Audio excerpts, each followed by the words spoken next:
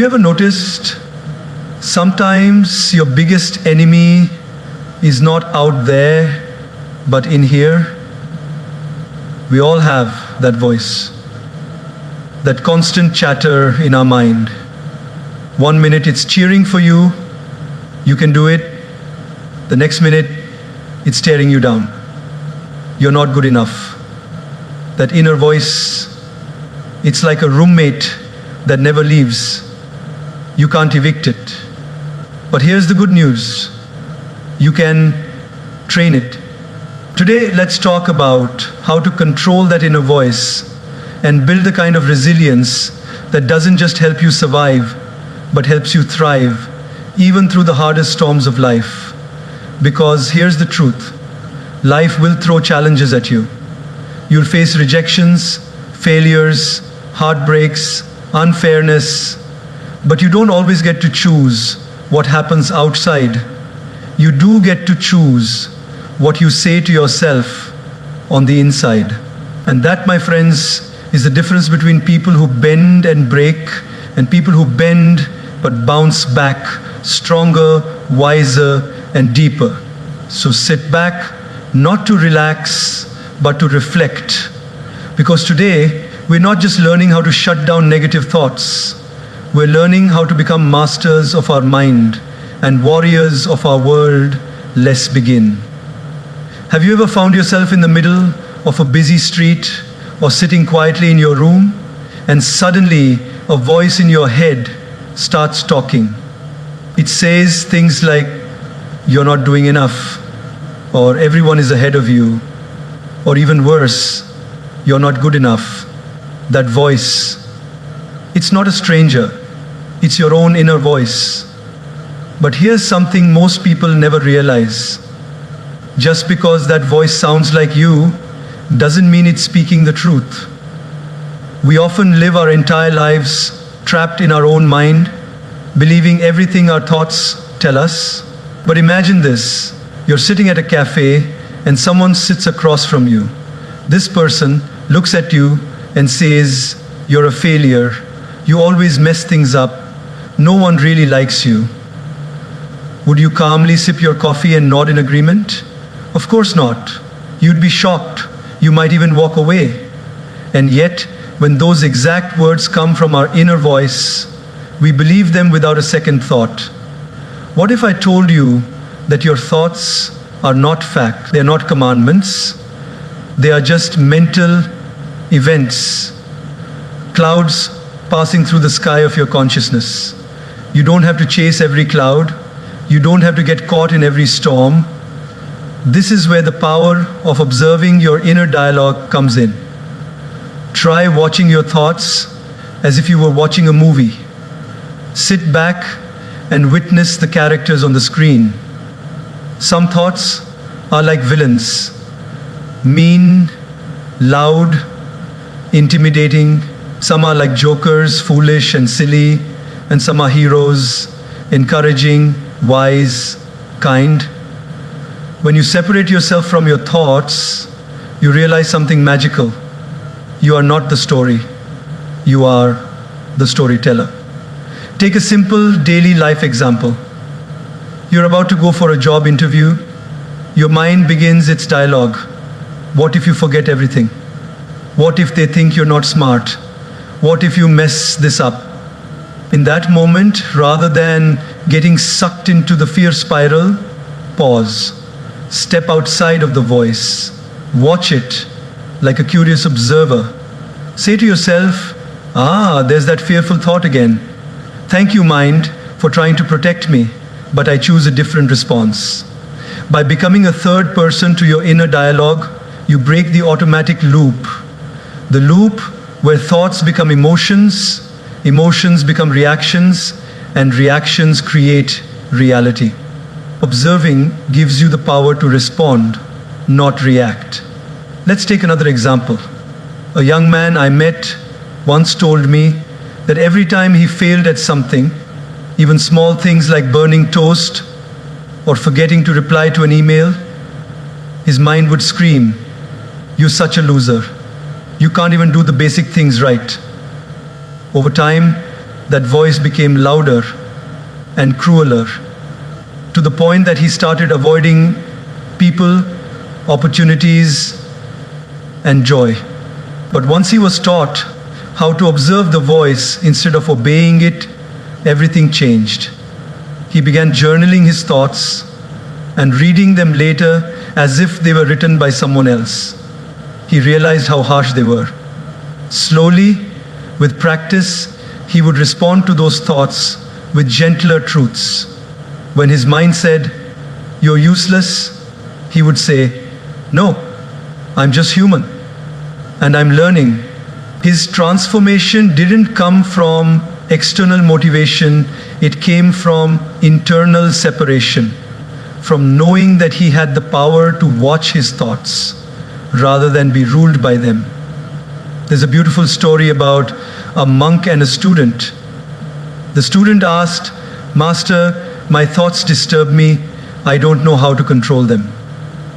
The monk smiled and said, "Imagine a dog barking outside your window all day. Would you open the door and run out to fight it each time?" The student said, "Of course not." The monk said, "Then why do you do that with your thoughts?" The wisdom is simple. Don't fight the thoughts. Just don't engage with all of them. In spiritual terms, this practice is mindfulness. In psychological terms, it's called cognitive distancing. In life, it's called freedom.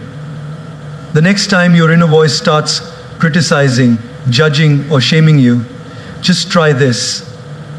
Take a breath and say, "That's interesting."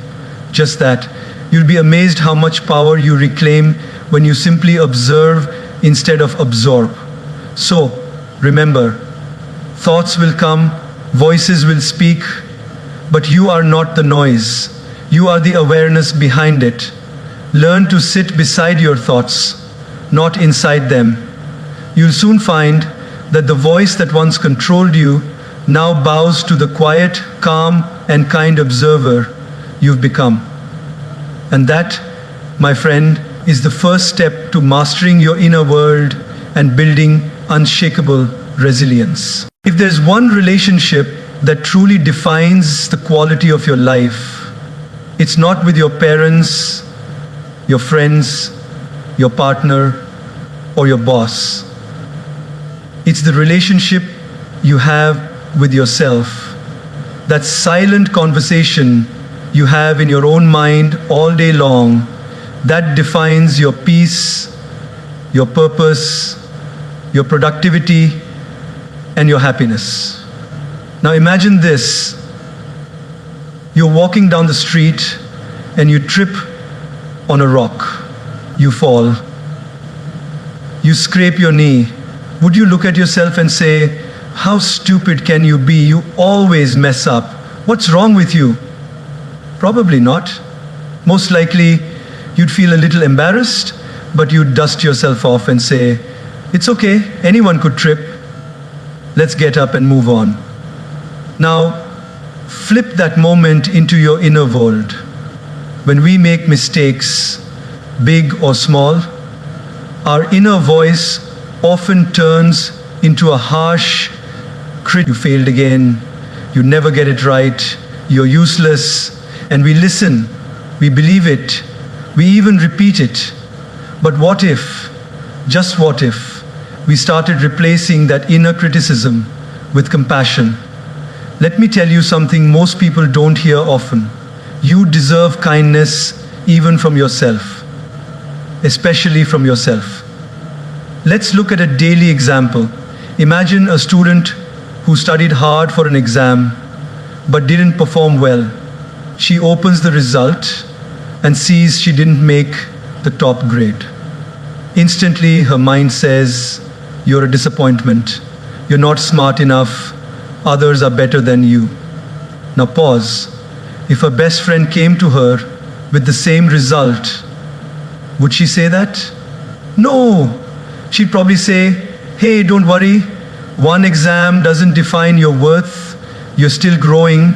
You'll do better next time." So the question is, why do we offer others compassion but deny it to ourselves. We live in a world that constantly pushes us to be perfect. Flawless skin, perfect careers, ideal relationships, and when we fall short even slightly, we let the inner voice of criticism take over. But let me share a beautiful truth. Progress matters more than perfection. Mistakes are not a sign of failure. They are a sign that you are trying. Replacing criticism with compassion is not about being soft or letting yourself off the hook. It's about recognizing that being harsh doesn't make you stronger. It makes you shrink. Real strength is born when you support yourself the same way you would support someone you love. There was once a young man who lost his job during a recession. He told me, every day I wake up and feel like a loser, like I failed my family, like I'm not worth anything. I asked him, would you say that to your brother if he lost his job? He immediately replied, of course not. I tell him that it's not his fault, that he's doing his best, that he's valuable. I smiled and said, then say that to you. That's the shift. Treating yourself with the same love, patience, and encouragement you give others. Compassion isn't weakness. Compassion is medicine. Even science backs this up. Studies in neuroscience show that self-compassion activates the same parts of the brain as physical comfort. It lowers stress, improves immune function, and boosts motivation. In fact, people who speak kindly to themselves are more likely to achieve their goals, not less. Why? Because they believe in their ability to recover. Let's take one more example. Parenting. Imagine a child who breaks a glass by mistake. If the parent yells and shames them, what happens? The child doesn't become more careful, they become more fearful. They may hide their mistakes in the future. But if the parent says, it's okay, accidents happen, let's clean this up together, the child learns responsibility without shame. Now, imagine your inner child is still inside you. Would you shout at them every time they fall? Or would you hold their hand and say, it's okay, we'll get through this together? When you start talking to yourself with compassion, you create an inner space of healing. The parent learns, the patient's okay, you're me, you're good. So that thinking process, a space where failure isn't the end, it's a teacher. Where emotions aren't enemies, they are signals. Where you don't punish yourself for feeling low, but offer support like a dear friend would. Here's a small practice to try. Every morning, place your hand on your heart and say, today, I will speak to myself with kindness. And every time you catch your inner critic shouting, gently interrupt it and say, no, I deserve compassion. I'm learning, growing, and healing. Remember, the way you speak to yourself becomes the way you feel about yourself. And the way you feel about yourself becomes the way you show up in the world. You are not here to be perfect. You are here to be real, to be growing, to be evolving. And along that journey, you need encouragement, not judgment. So the next time your inner voice starts attacking you, ask yourself, would I say this to someone I love? If the answer is no, then it doesn't deserve a place in your mind. Replace criticism with compassion. You'll not only survive life's challenges, you'll rise through them with dignity, grace, and inner peace. In the rush of life, most of us are constantly reacting to people, to problems, to pressure. Someone says something harsh and we snap back. A situation goes wrong and we spiral into frustration or anxiety. A goal takes longer to achieve and we give up halfway. Our life becomes a series of emotional reactions, like a puppet being pulled by invisible strings. But what if I told you that there is one simple yet powerful practice that can help you take back control? It's called the pause. The pause may sound like a small thing, but it holds enormous power. Think about it. Every great piece of music has moments of silence. It is the pause between the notes that gives the melody its rhythm, its depth, its beauty. Without the pause, music would be noise. Life is no different. Let me give you an everyday example. Imagine you're at work and you receive an email that seems rude or disrespectful. Immediately, your mind reacts, how dare they speak to me like that? Your fingers are ready to type a sharp reply. But just before you hit send, you pause, you take a breath, you walk away for 5 minutes, you return with a clearer head, and you decide to write a professional, respectful response. What changed? Nothing in the situation, but your response changed because you created space. That small pause protected your peace, preserved your dignity, and probably saved a relationship. The pause is not just about stopping, it's about choosing. Choosing not to let your emotions hijack your wisdom. Choosing not to let anger become regret. Choosing not to let anxiety control your next move. In that tiny space between stimulus and response lies the power to shape your character, your decisions, and ultimately your destiny. There's a beautiful story of a monk who was once insulted by a traveler. The traveler yelled at him, called him names, and tried to provoke him, but the monk simply smiled. The traveler, frustrated, asked, "Why don't you say anything? Aren't you angry?" The monk replied, "If someone offers me a gift and I do not accept it, to whom does it belong?" The traveler said, "To the one who offered it." The monk smiled and said, "Then I do not accept your anger." That monk didn't just practice peace, he paused. He chose to respond from a space of clarity, not chaos. You and I may not be monks sitting on mountaintops, but in the middle of our messy, modern lives, we can still apply this wisdom. Whether it's in traffic when someone cuts us off, or at home when a family member says something unkind, or even within ourselves when we feel like reacting negatively, the pause gives us the superpower to act, not react. Think about the last time you said something in anger. Did it help? Did it solve anything? Or did it create more tension, more pain, more misunderstanding? Now think of a time you paused, took a breath, and responded calmly. How did that make you feel?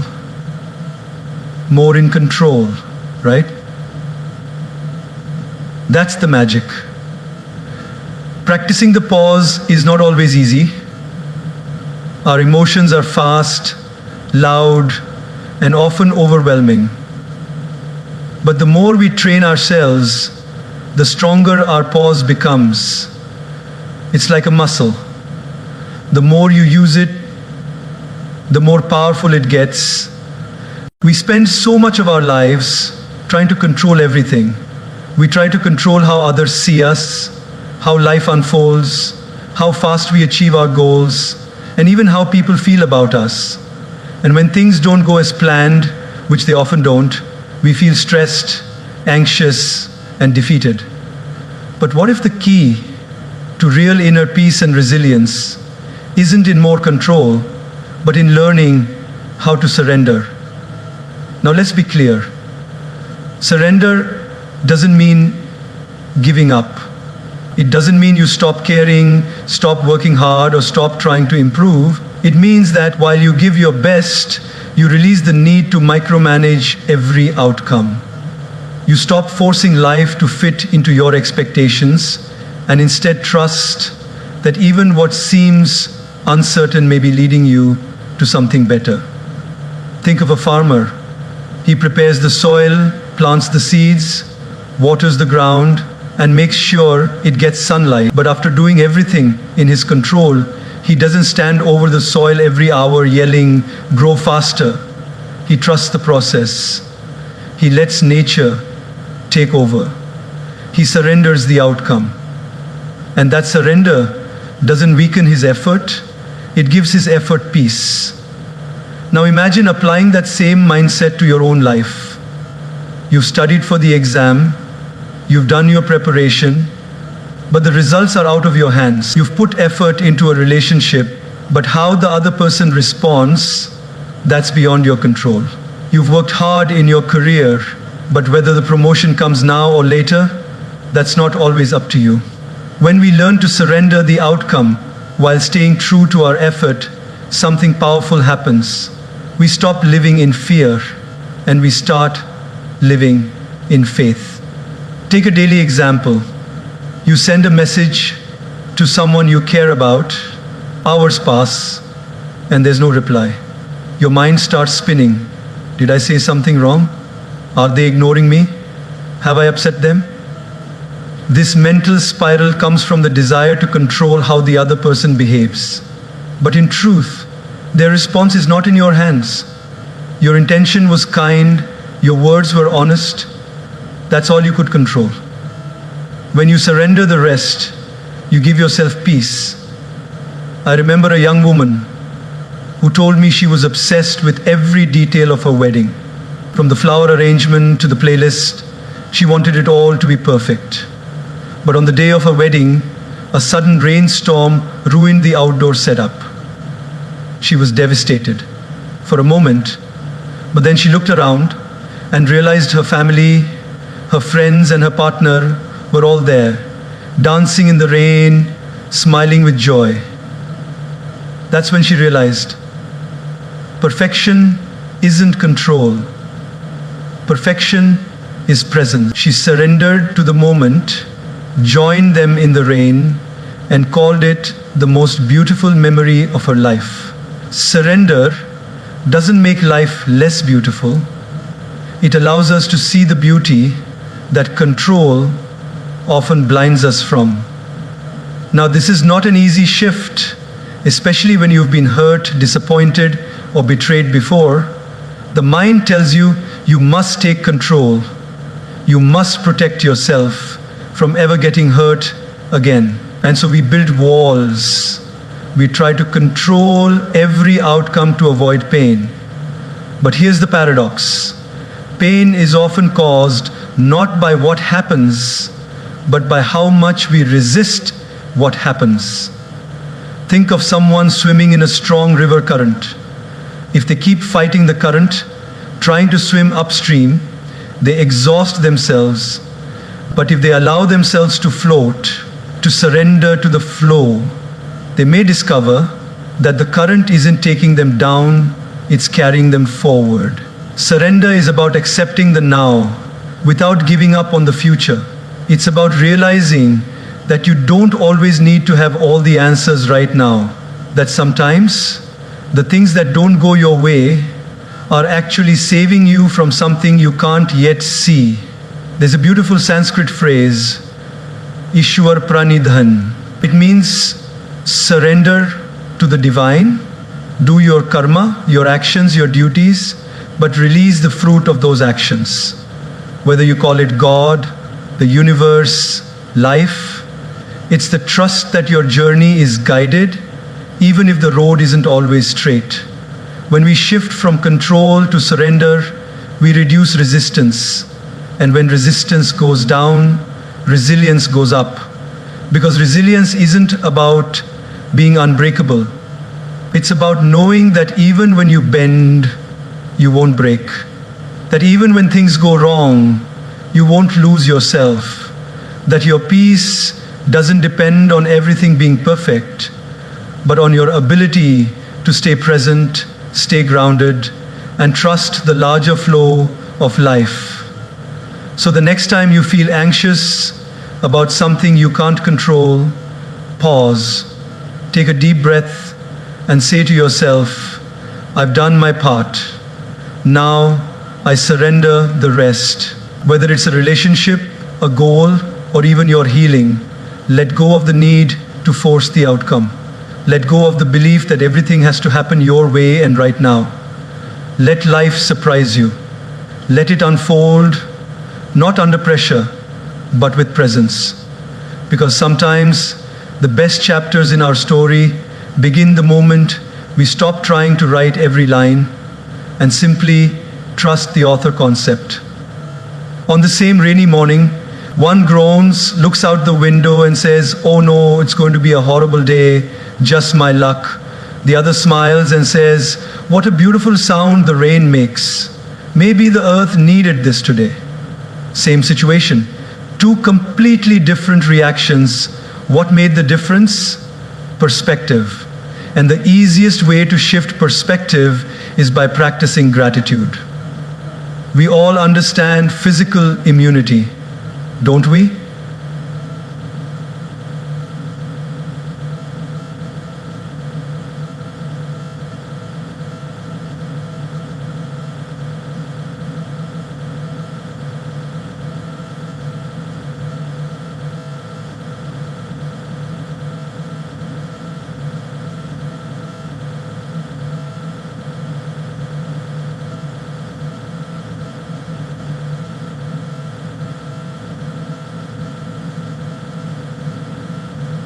When your immune system is strong, even if viruses or bacteria come your way, your body can resist falling sick.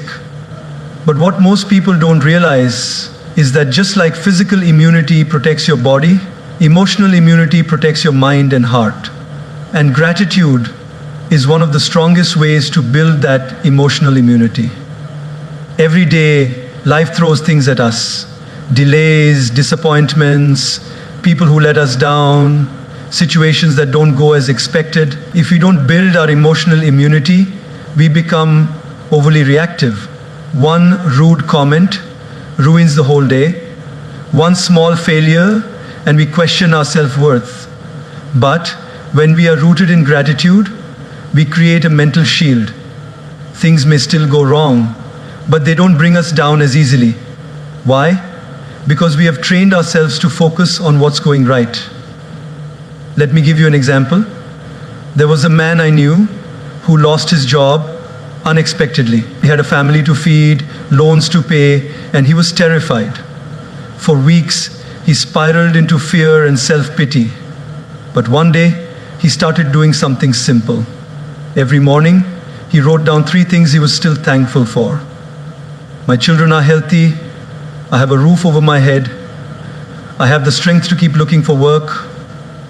At first, it felt silly to him, but slowly, that habit started changing his mood, then his mindset, and eventually his momentum. Gratitude didn't change his situation overnight, but it gave him the resilience to face it without breaking. The beauty of gratitude is that it doesn't depend on perfect conditions. You don't need a luxurious life or a stress-free day or the applause of others to feel grateful. You just need eyes that can still see beauty, a heart that is open, and a willingness to look deeper than the surface. Have you ever noticed how children get excited over the simplest things? A butterfly, a paper boat, an unexpected hug. That's because they live in the moment. Gratitude at its core is childlike wonder in an adult world. It reminds you that no matter how complex life becomes, joy can still be found in the basics. A deep breath, a warm meal, a friend who listens. I once met an elderly woman who had lost her husband and lived alone, yet she radiated joy. When asked her secret, she said, "Every night I thanked life for one thing, today. No matter how ordinary, today is a gift that many people didn't receive." That simple wisdom has stayed with me for years. You see, gratitude doesn't mean denying pain. It doesn't mean pretending everything is fine when it's not. It means that even in the middle of pain, you can still find something to hold on to. Like a candle in the dark, It may not remove all the shadows, but it helps you see just enough to keep going. A young student once said to me, "But Guruji, how can I be grateful when everything in my life feels like it's falling apart?" I gently told him, "That's exactly when you need it the most." Gratitude is not for when life is easy. It's the strength we draw on when life is hard. I asked him to try a simple challenge. For 30 days, write down 3 things every night that he was thankful for, no matter how small. At the end of the month, he came back and said, "My life hasn't changed, but I have." Gratitude rewires the brain. Neuroscience shows that regularly practicing gratitude increases dopamine and serotonin, those natural feel-good chemicals. It reduces stress, improves sleep, boosts self-esteem, and even strengthens relationships. It's not magic. It's just attention focused in the right direction. You don't need a journal or a fancy app to begin. Just pause, take a breath, and ask yourself, what can I appreciate right now? Maybe it's the fact that your body is functioning, that someone smiled at you today, that you have another chance to try again. Even in the middle of chaos, you can whisper, "Thank you. Thank you for this breath. Thank you for this lesson. Thank you for the strength I didn't know I had." And slowly you'll notice your emotions no longer control you. You've become stronger on the inside. So if you want to build resilience, not just survive life, but grow through it, practice gratitude. Not once a year, not only when things go well, but every single day. Make it a lifestyle. Because the one who is grateful, even for the smallest things, becomes unshakable. And in a world where we cannot always control what happens around us, gratitude gives us the power to master what happens within us. There is a voice inside your head that you hear more than anyone else in the world. It's not your parents, not your friends, not your spouse, it's you. It's that inner voice constantly narrating, judging, commenting, and questioning your every move. Sometimes it uplifts you. You've got this. You can do it. But often it becomes your harshest critic. You're not good enough. You always mess things up. What's wrong with you? Most people's inner voice isn't a friend, it's a bully. And the problem is, we believe that voice blindly. We accept its negativity without challenging it. But here's the truth. Just because the voice in your head says something doesn't mean it's true. Your inner critic formed long ago from experiences, failures, comparisons, and the words of others. Maybe someone in your childhood said you'll never succeed, and that seed over time became a repeating thought in your mind. So now, every time you want to try something new, that voice whispers, "Don't bother, you'll fail again." And you stop yourself not because the world is against you, but because your mind is. Now, here's what most people try to do. They fight that inner critic. They get angry at themselves for thinking negatively. "Why do I always sabotage myself?" they say. But fighting only makes it stronger. What you resist persists. Let me offer you a different approach. Instead of fighting your inner critic, befriend it. Like a child throwing a tantrum, what it truly needs is attention, not aggression. When that voice tells you you're not good enough, pause. Don't argue, don't agree. Just gently ask, why do you feel that way? That voice is not your enemy. It's a scared part of you trying to protect you from disappointment, from rejection, from failure. It's just using the wrong language. Imagine this. You're about to give a big presentation. Suddenly, your inner critic kicks in. What if you mess up? What if people laugh at you? You're not ready. Instead of panicking or ignoring it, sit with it. like you would with a nervous child. Say, I hear you, I know you're scared, but I prepared, I've done my best, let's go together. That voice will soften. It won't disappear completely, but it will stop overpowering you because you've acknowledged it without letting it drive your decisions. There's a story about a man who walked through a dark forest every night. Each time a dog would bark and growl at him, he felt threatened and afraid. One night, he decided to walk closer, and to his surprise, the dog wasn't vicious. It was just injured and scared. It barked not out of hate, but out of pain. That's how your inner critic is. It's barking because it's hurt, but once you approach it with compassion, not confrontation, healing begins. Take daily life examples. Let's say you forget an important task, and immediately your mind says, you're so careless. Instead of agreeing or suppressing it, respond with curiosity. Was I really careless, or was I overwhelmed? Am I always like this, or is this just one moment? When you begin to engage with your inner voice instead of blindly following it, you shift from self-judgment to self-awareness. You wouldn't tolerate a friend who constantly puts you down, so why tolerate that behavior from yourself? At the same time, you wouldn't abandon a friend who's hurting, so don't abandon the part of you that's struggling. Give it space. Understand where it's coming from. Heal it. One young man I met used to say, I can't look in the mirror without hating what I see. I asked him why. He shared stories of years of bullying, rejection, and being told he'd never be enough. His inner voice had absorbed those voices and repeated them every day. I told him, those voices were never yours. They were borrowed. It's time to return them. Over the next few months, he practiced something simple.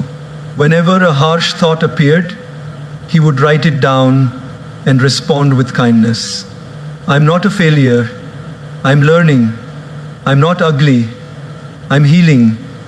I'm not worthless. I'm growing.